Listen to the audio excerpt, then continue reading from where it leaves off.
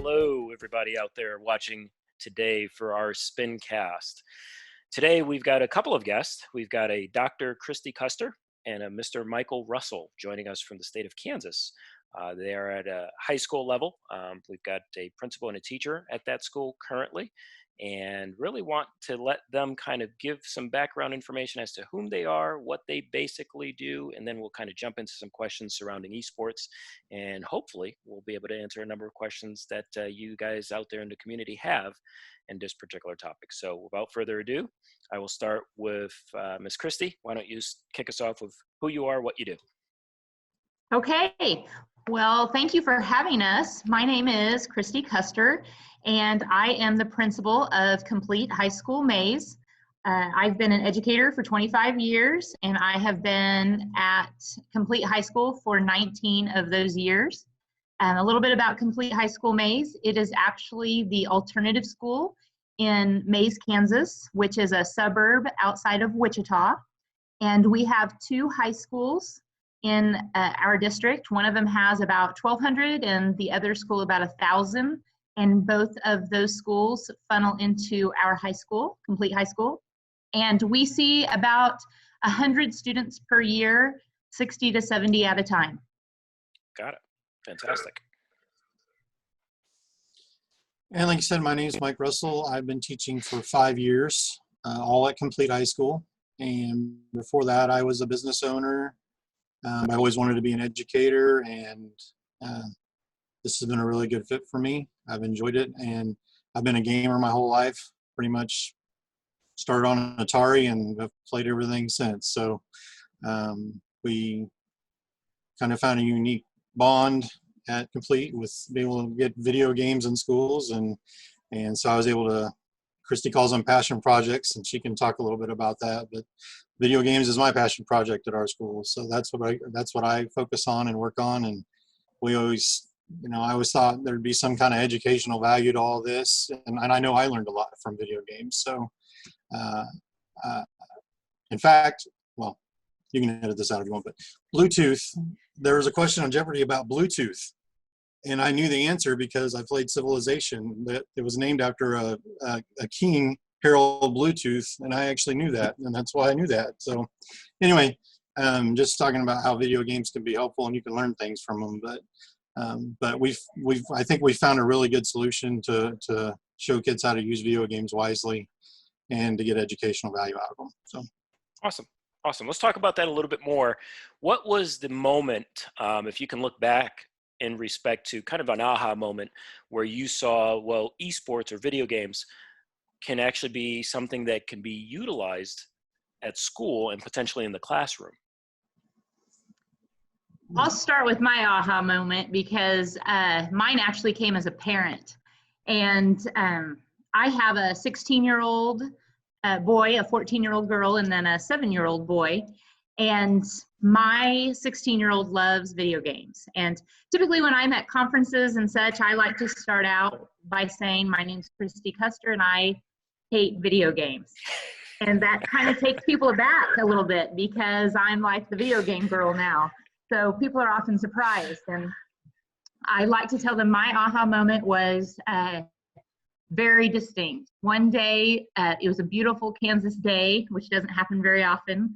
And my son had been downstairs playing video games for, I don't know, 3 or 5 or 50 hours. I don't even know what it was. And I do like a lot of moms do. I go crashing down into the basement and I'm just mad as can be. And what are you doing down here? And you're wasting your life and you need to be outside and you need to do this. And he's a really good kid.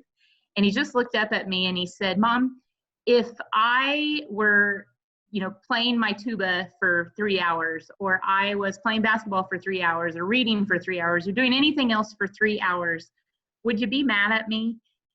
And he said, this is what me and my friends like to do. And it was at that moment that I started to understand that I was not belittling video games, I was belittling my child and what he liked to do. And I knew at that moment I have got to I don't know what it is, but I have to reconcile this somehow for myself and for other parents that I know they can't get over them being downstairs playing video games, because that's not what we did. So that was my moment. I didn't know what it looked like at the time, and that's where Mike comes in. But I just knew I have to do something to make this okay with me and make this okay with other parents. Great. Mike? So for me, I'm a Blizzard fanboy. I've been playing Blizzard games since the first one came out, Orcs and Humans. And one year, 2011, a buddy of mine and I, a high school buddy, we keep in touch through gaming, and we decided we were going to go to BlizzCon. And 2011, we went, and I was like, holy crap, this is amazing. I mean, it's unbelievable. It really is. I can't even explain it to anybody. I've tried to explain it to people, and until they actually see it, you just can't explain it. But and this is before I was an educator, but in my back of my brain somewhere, I filed that away. Like, now I think I have something here where I can be like, this is beneficial. And I grew up kind of like the stereotype with KRISTY was thinking at one time in her life was, video games are bad. Your eyes are going to go bad. You're never going to, you can't amount to anything. I heard it all. Not from my parents, thankfully, but a lot of outside influence. And I thought, man, we can really do something with this. And I always say lightning struck with us, because I think if I had tried this anywhere else without KRISTY and our school and our district, I think it may not have been as successful as what we've had, our success at our school. So. Got it. Well, certainly now more than ever, I think a lot more people, especially on the educational side, are looking at, esports, not just as a sports program, but obviously that's relationship to STEM and where can this bring kids as a pathway moving forward. So I'm happy that those aha moments came about for the two of you, which leads me to my next question. For you, Ms. KRISTY, in respect to developing a curriculum for this esports world, tell me a little bit about that. So that's the only thing that I could have done to help here.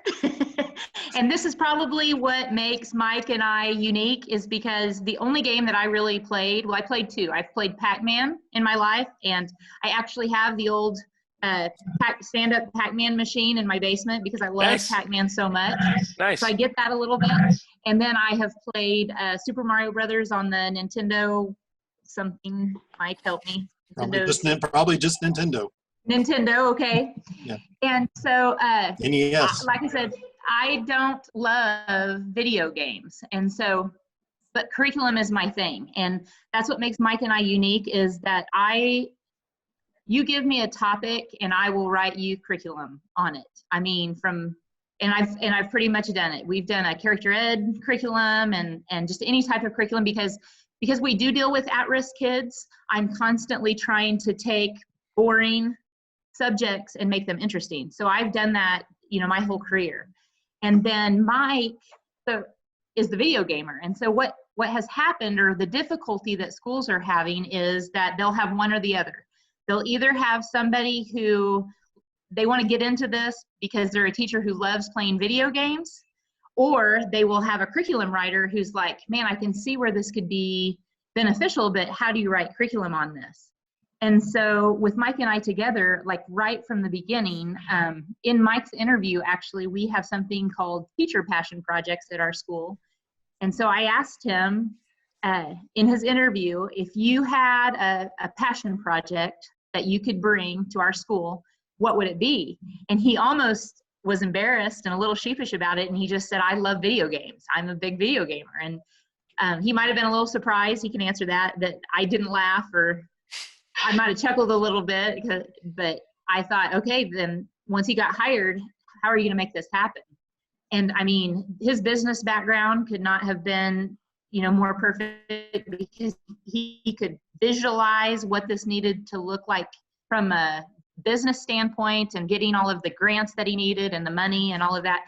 And I started visualizing what this looked like from a curriculum standpoint, because a lot of schools were doing this as an after-school activity, and I knew to make it legitimate, we needed to bring it, and to do what we wanted to do, which was engage kids, we had to bring this actually into the school day. And so that's really where the curriculum came, is because we knew the other thing that curriculum does is it trains teachers.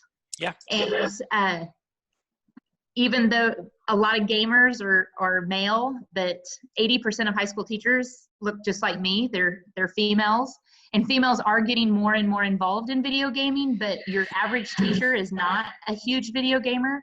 And so the other reason we wrote the curriculum is we knew we have some rock star teachers in the classroom who are really scared to step into that video game world because they don't know anything about it. Sure. Mike? Well, kind of what KRISTY said when I did my interview. So they interview with KRISTY and our assistant principal, and then also student panel interviews you. And I'm 100% convinced that had I not spoke about video games, I may not have gotten the job. So, because basically they invite you into the room and they kind of chit chat for a second. Well, then KRISTY and Michelle leave the room, our assistant principal, and they leave you there with the kids just to see if you can carry on a conversation and if you're interested in them. And there's a whole other process that I won't get into, but my interview was 3 hours. Let's just put it that way. And I talked to the kids about StarCraft 2 and different games, and they were like, oh, that's so cool. And so I'm 100% convinced that had I not brought that to the table, it may not have been my position to be had. So I'm excited about that. But the curriculum, I mean, obviously KRISTY's the huge piece to getting it to the schools.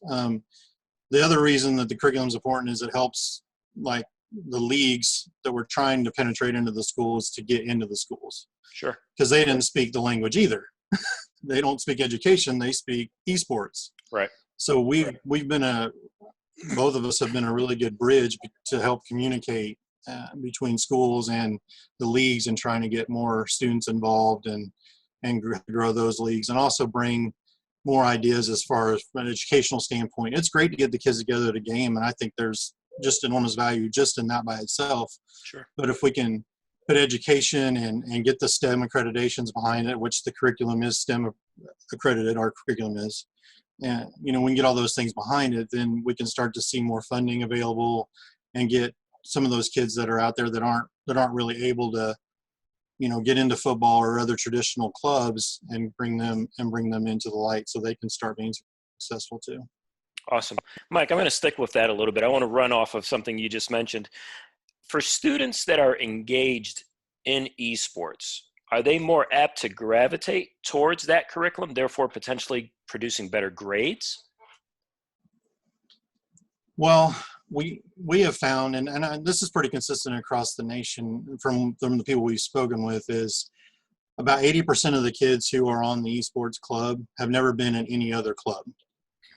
Wow. So they have not been engaged in school at all, because there was nothing there for them to be a part of. And now that they have something to be a part of, I can't say we have anything causal to say that they are being more successful, but we do know GPAs are increasing.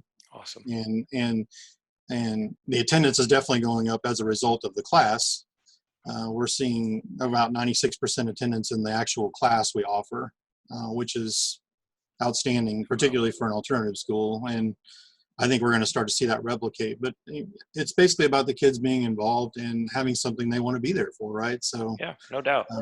KRISTY will have more to add to that, I'm sure. So I think the biggest thing is a lot of people are asking, where's the data? What does the data say? And I like to point them back to what we do know already. Since esports is so early, it's so early in the esports world, what we know is that high school activities, there is causal. There is study after study say if you're involved in high school activities, you're more likely to come to school, which attendance is a huge driver of grade point average and success in school. And so my big push is for, as people are looking for data, look for attendance data before you look for grade point average data, because attendance data is going to be really easy to track. Sure. And we've already proved that activities increase everything about school. And just the mere fact that 80-some% of these kids have never been involved in another school activity, I mean, that is just huge. You're catching a lot of those what we call at-risk kids or kids on the fringe, and you're giving them a reason to come to school. And that's why we're so adamant about making this part of the school day and not just an after school activity, is because if you can give those kids a reason to come to school, because there's so many kids that, you know, they're not interested in English and math and science and social studies, or they can get that somewhere else. But, you know, lots of kids say the only reason I come to school is to play football, or the only reason I come to school is, you know, band or an activity. So let's give them another activity that they can think of when they think of school. Yeah, no doubt. I think this is a great timing in respect to answering that question, because it will relate, or it'll hit hard at home for most people watching this. Because if the kids that are at home currently, if you were to ask them an honest question in respect to what do they miss most currently about not being able to go to school, it's probably going to be friends and activities, sports related or whatever those clubs were, and maybe not necessarily in that order. So no doubt about it, having those kids able to be active in those type of clubs and curriculum, I think is special. Kind of bridging off of that, we talked a little bit about STEM with esports, but it goes beyond just the STEM component, does it not? Sure. A huge part of what we're trying to teach, and Mike touched on it, he talked about BlizzCon, and he is a master promoter, and you can tell he has a business background, because that very first year he said, "Hey, are you interested in going to BlizzCon?" And I said, "Well, where's it at?" And it's out in Anaheim, California. Well, here's what I know about Anaheim: Disneyland. So I said, "I'll bring my kids along." And Christian, that 16-year-old, I said, "He'll be excited to go with you to BlizzCon, and then I'll, you know, tag along maybe one of the days, and then I'll go to Disneyland, take the other ones to Disneyland." And I walked into BlizzCon, and I totally understood where this could go. Because prior to attending that event, I thought that video games was professional video game players and people that created video games. That's what I thought esports was about. And after I walked in there, first of all, I stood in line with 10,000 people, which blew my mind. And then the minute I walked through the door, I stood in line again for like 45 minutes to buy merchandise. And so then you start to understand there's merchandising, there's promotion, there are camera people, there are lawyers, there are, I mean, anything, and then there's the traditional shoutcasters, and I mean, anything that you could think of is a job in esports. Yeah. And so that's when my mind really started to translate. I could translate this to other educators and parents, that these kids, even though when they're 14 and 15 might say, "I want to be a professional video game player," or "I want to create video games," we all know the likelihood of them becoming professional video gamers is small, but that's just like every other football player that wants to grow up and be a professional football player. So as educators and parents, if we could steer them, have that passion, but then could we steer them into these careers, you can have a very successful career. And Mike's the genius behind this. One of the big lessons that he does is we get on, you know, Blizzard and go to their jobs page, and they're not just looking for video game designers. There's hundreds and hundreds of jobs available. And if you have that video game background, that's going to help you. No doubt. No doubt about it. Moving on a little bit. For me, the high school model, for high schools locally here that are looking to adapt an esports program, I look at it as, you know, for me socially, I would much rather see those kids playing together as a team, as one unit, as opposed to, you know, coming home and playing upstairs in their room or downstairs in the basement or whatever it is, wherever it is they play, typically alone, even though that's still their social outlet nowadays. I would love to see that model progress even further with the conventional or traditional sports model, where, for example, baseball, both teams come together on a field of play. Afterwards, they shake hands. You know, there's a lot of respect for each other, and kind of move on from there. For you guys, how's your current esports model And what would you like to see if money wasn't an object? I wish money wasn't an object. That's funny. So, I mean, you're absolutely right. Our kids, we compete in Overwatch right now, and we've always played together. We always meet at the school. We have like KRISTY mentioned, we wrote grants and we're able to get some equipment and everything set up at our school. So our kids compete. We meet at the school Monday nights, 5:00. The kids, we have traditional practices and on Fridays and Tuesdays and Thursdays. So we meet together. We have had kids play from home just because of an illness or something like that. And it just doesn't, the vibe is just not the same. And them being in the room together is much more conducive to their learning and also to their competitiveness, I think. So what I envision will happen and what we're starting to see happen is, companies like Nursery Gaming, Midwest Esports, High School Esports League, they're all starting to build either local gaming arenas or use local venues. And I think you're going to start to see a lot more face-to-face competition. And we've done those in the past. We've done exhibition matches against Wichita State, our kids up on a big stage, and they love it. I mean, it is so amazing. And it's not even about winning or losing at that point. They're just excited to be there, and people are cheering. I mean, it's a whole different experience that those kids have never seen. Even though they're great at these games, and a lot of them are awesome at the game, they don't have the cheering section. It's different when your mom and, the nice thing about our place is the mom and, the parents can come and watch, and our staff will come watch, and other students. But having just the external audience is amazing, and the kids get such a thrill out of that. And it's fun for me to just watch and be like, because they're really into it. Yep. And I really think, in 5 years, we're going to be having a lot of different conversations about gaming and esports, and we're going to start to see some nice venues being built, and where they're going to have state championships, and you're going to play, your local high schools will be in a league together, and then they'll compete much like traditional sports, and you'll go on and have regional levels and state levels and national levels and things like that. So awesome. Yeah. For me, that's the one component I'd like to see come full circle quickly, especially from a fan base perspective, meaning being able to have your parents to go and watch, mm-hmm. right? I mean, kids are pleasers by nature, and all they really want out of this, obviously they want to do well, they want to compete and everything else. But at the end of the day, they want to be able to come home and say, hey, did you get to see that play? Or did you see when I executed this move? And a big smile on their face because the parents are looking at them saying, yeah, that was awesome, and kind of go from there. So that's great. I'm hopeful that is the way we are going with this. Talking a little bit about something you had mentioned earlier, KRISTY, when you went down to the basement and whether they were playing for 3 hours, 5 hours, or 50 hours. I know that feeling, trust me. It's almost an addictive nature that you see from the perspective of, I need to pull this child off of there and have them go do something else. And it's hard to do. At least that's how I looked at it. For parents that are out there that'll be watching this and look at it as, they have someone that is really heavy into gaming, almost borderline, I'll use the term addictive.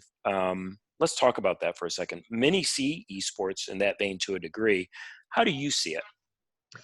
So that obviously, as the mom in me, was a huge concern. And then as an administrator, it was a huge concern to me.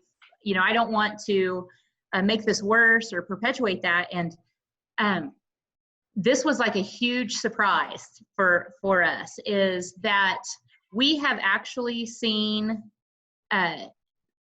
video game play at home go down as we have had video games actually in school. And Mike, I'll let you talk more to that, because I know this is kind of your area. The other thing that happened is, I think that someday we're going to look back, and it's actually these things that I'm talking about here is cell phones. Mm-hmm. I don't know very many 10-year-olds or 12-year-olds and hardly any 13-year-olds that don't have cell phones. And I like to kind of compare it to that, is what I have done as a parent for my, older two kids is I bought them the cell phone and I gave it to them for Christmas on their 13th birthday. And then, like all parents, I then gave them a 3-hour lesson on this is how you use it appropriately, and this is the sites that you should be on, and these are the dangers. And, you know, we all know that's not true, Right. or at least it wasn't in my family. And I look back on that now and I think, what was I thinking? I truly think that someday we're going to look back and it's going to be like giving kids cigarettes or something, because there is no training involved in the electronics that we give to kids.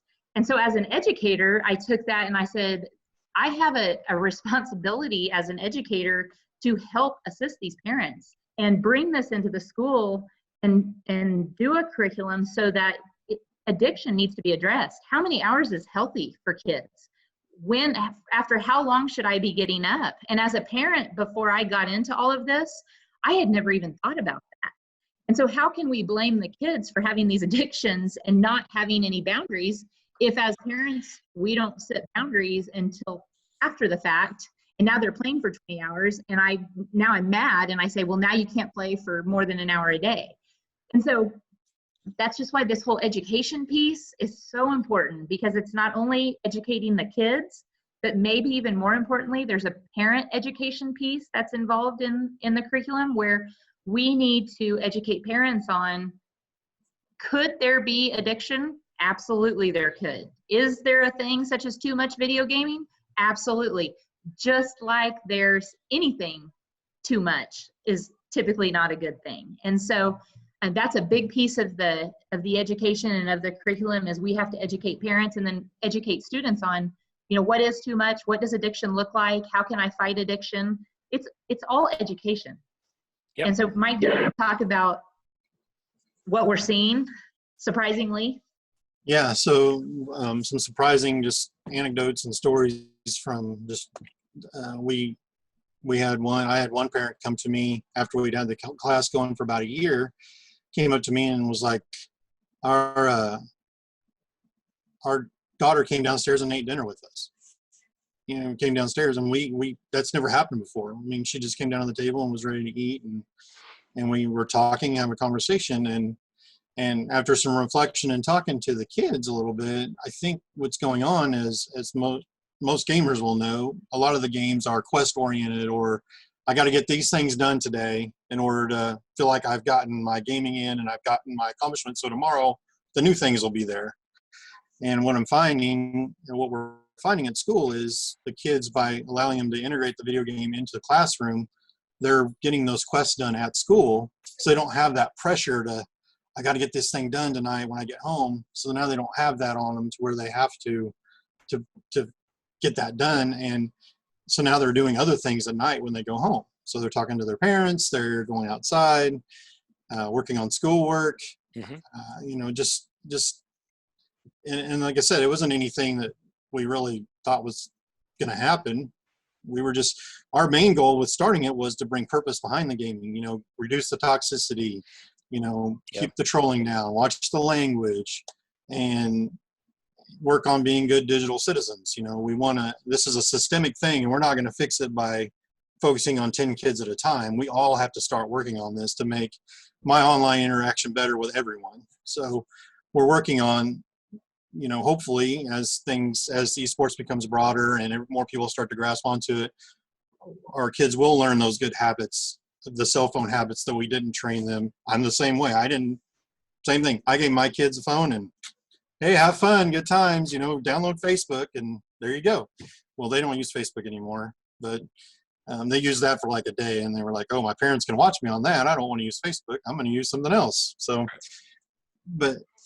we're working, those are the things we're working on. We want to create good citizens and create good online behavior so that when they're out in the real world without us watching them, they act properly. So. Yeah, no doubt.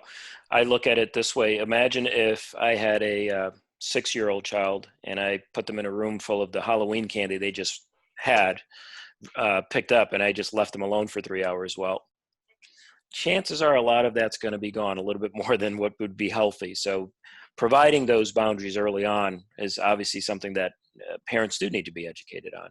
I know I'm guilty as charged. There's been plenty of times I finally get a night alone to watch a movie potentially with my wife, and my kids come down and say, hey, why don't you go upstairs and play a game or something? Or something along those lines. So Yep. almost like a babysitter aspect. So let's flash forward a little bit. And for you guys, what are your hopes for the middle and high school age kids in respect to their esports programs and the curriculum that could potentially get into some of those schools? Well, I'll just speak from the curriculum aspect of it, and then Mike, you can talk about everything else. My hope is that this becomes a standard class for credit during the school day that kids can have, and that we just that it's no longer kind of a special thing, or it's something that's crazy. I mean, just like now, people, once upon a time when they had videography in classes, or video game design, which is a very common class. I hope Mike and I are really working hard to make video gaming a pathway, because we think that there's that much interest in it, and that there's enough jobs in the world to support it. And so that's really what I'm hoping for, is that this can just be standard. One of the other things that we're working hard on is we kind of have an initiative called No Teacher Left Behind, because as we talk about getting the kids involved in esports, we need teachers to teach these classes. And so we are working with our local college, Wichita State University, and we're offering a 4-credit class for teachers so that they can recertify with it and get more knowledge.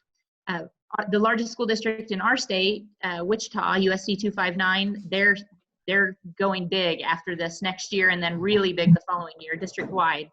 And so I just think this isn't something that's, flash in the pan. I think that this is something that's going to be around for a long time, and I'm proud and excited to be part of it. And I just think that, with Mike being the gamer and me being the mom, I'm proud to be one of the faces in it. Awesome. Mike, for you, on the other side, the flip side, the esports side. On the esports side, well, like we kind of discussed before, I definitely look for it to become, I mean, this is going to be, I think, a standard in every high school and middle school at some point. Like I said, within 5 years, we could have the same conversation, and we'll be like, well, it's in every high school and middle school now, so what's the next evolution? Because that's just how quickly it moves. I mean, from 4 years ago, this wasn't even discussed, and now we're talking, we're in, some companies, between the companies that are doing this, are in 5,000 to 6,000 high schools already. So I definitely see, but I think the online tournaments will continue to happen, and I think they'll be a big part of it. But I think you're going to start to see a lot more of that in-person tournament style, and I think the kids need that. I think it's important. I love the fact that you can do both. I think that's an amazing, and there's not many things where you can do both. Correct. And I think also in the future, we're going to start to see a lot more females involved. I think the barriers and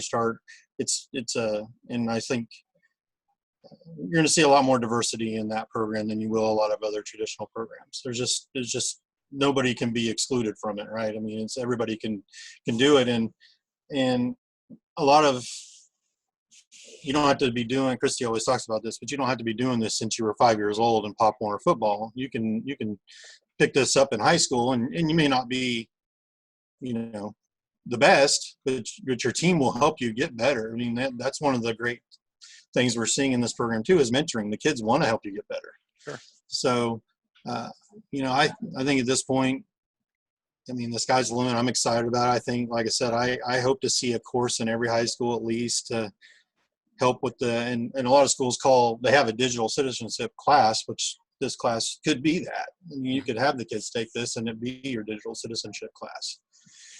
And I look for a lot more in-person tournaments. I think that's going to be a huge factor, and a lot of companies are gravitating towards that, and schools will too. So, like I said, it's nice to see both, and I like that. Yeah, no doubt. I like the in-person. I think it'll help eliminate some of the things you alluded to earlier in respect to the toxicity, potential language, things of that nature. Well, it's easy when I don't Mhm. have to see your face or see you Mhm. face to face. But obviously, once you're face to face, that respect is there a little bit more so. And I think that's evolving more because this is a new space. I think a lot of the people that have been doing this for a while realize where we are with this and how good it can be. And I think we're kind of going backwards to now reach down to those middle school aged, high school age kids to teach them, hey, this is the right way of going about things, and kind of go from there. And again, more we do in person, I think that'll help really drive that point home. But of course, obviously being able to do the online is what makes this space so unique as well. You can kind of do it whenever you want to. Well, I think, I think we've come a long way in just a few short years. Hmm. I think about, I'm a huge football fan. I think about when they started playing football, they didn't wear helmets. Right. You know, these are things we learn as we go, right? So we've come a long way, and it took them about 20 years to figure that out, and we've come a long way just in a few years. So I think it's an evolution, and once we have it figured out, or think we have it figured out, something else will change. So Sure. it's but it's amazing to see how far we've come already, and the way that the support is growing, and even talking to people who didn't even know anything about video games, they're receptive to it because they're like, I have kids, and I know we'll do that, and I know that they need that. Yep. So it's really cool to watch. Yep. Yeah, I think we've got a lot of great people in the space and are Mhm. driving towards adapting, obviously, a number of different models that will certainly help impact that younger generation to do it better and better and better. Because to your point, it's brand new still to me. It's brand new to a lot of people. And when I say brand new, 5 to 10 years is still relatively brand new. Baseball's Sure. been around for 100 years, right? Right, exactly. So, Yeah. and it's still changing. They still change the rules periodically. Right. So, Mhm. with that being said, I'll leave one last parting shot and kind of what can our community do to find out a little bit more about the curriculum that you guys have put together, one, and where can they find it? What are some of the resources potentially out there to help our community understand that foundation and build from there? Well, we partner with the High School Esports League. They're our biggest fans, and we're probably their biggest fans. And so you can find it on their website. I think it's, Mike, help me, highschoolhsel.com. Let me check. I don't think Look that's at right. it. And then It's we've auto-saved on my also, computer. Don't hold that against me. Sorry. okay. And then the other thing is Microsoft has also partnered with us on this. And so we're part of the Microsoft educator community. And so if you go to the Microsoft educator community and you do a search on there for gaming concepts, that will pull up, and there's a whole course that you can take for Microsoft points on there. And the curriculum is also available there. And I guess we didn't even say, and Mike might roll his eyes at me just a little bit. I'm pre-rolling. We did. This curriculum is for free, and so we did write this, and then we just gave it away because we believe good goes around, and that it's very important that we get this into the right schools' hands. We didn't want this to be a haves and have-nots. We wanted this to be available to everyone. Awesome. The website's highschoolesportsleague.com. Got it. And then I'd also like to thank the Varsity Esports Foundation and Bubba. They've been huge advocates, and they're a great organization that if you are a school that is struggling to get funding for computers or equipment or whatever you need to pay league fees for these leagues, they will help you, and please get in touch with them. And they're very passionate about this, and they work with a lot of schools to get and people that were in our class had utilized their services to get equipment for their own schools. So and to pay league fees for kids that are in underprivileged areas. So we definitely don't want this to just be a, I have to have a high-end gaming PC and otherwise I'm excluded type thing. That's not how the community's built. They're not. it's just a great community to be in, the whole esports community, because I think we're all willing to just help each other out, and then we've seen that continuously. So, but yeah, please, look at the curriculum. We're always available for questions. Take it to your school board or take it to whoever's in charge of getting that approved, and let them, if you need help with that, we're certainly able to help too. But don't be afraid of trying something new. The kids you're talking about and trying to reach are the kids that this will reach, in that particular segment. I think everybody has their niche thing. Sure. And if you don't have that niche thing for that kid, those particular kids, if you've got 5% of your kids who are not engaged, this might get 3% of them engaged, and maybe you need to find something else for the other 2%. But don't give up on them, because they need something. And if this is the thing that gets them, use it. No doubt about it. And then also, Mike and I are available. And so we love to help schools. It's what drives us. It's what drove us from the very beginning. And so I'm Kay Custer at USD266.com. And so that's KCUSTER USD, like UnifiedSchoolDistrict.com. And Mike is M. Russell, RUSSELL at USD266.com. Perfect. And we'll get those graphics set up here as well, so that when this is broadcast around to everybody, we'll definitely post that information on there for them as well. Mike, KRISTY, you guys are doing awesome work. Really, really appreciate the time. That is obviously teaching is rewarding as it is, but you guys have taken it to a whole nother level. And I certainly am appreciative of what you guys have done. I look forward to continuing our conversation down the road and just checking in, seeing how you guys are doing. I'll give you updates on how we're doing here as a community as we continue to grow this and kind of go from there. But again, really appreciate your time. Stay safe, and we'll talk soon. You too. Thank you so much. Bye-bye.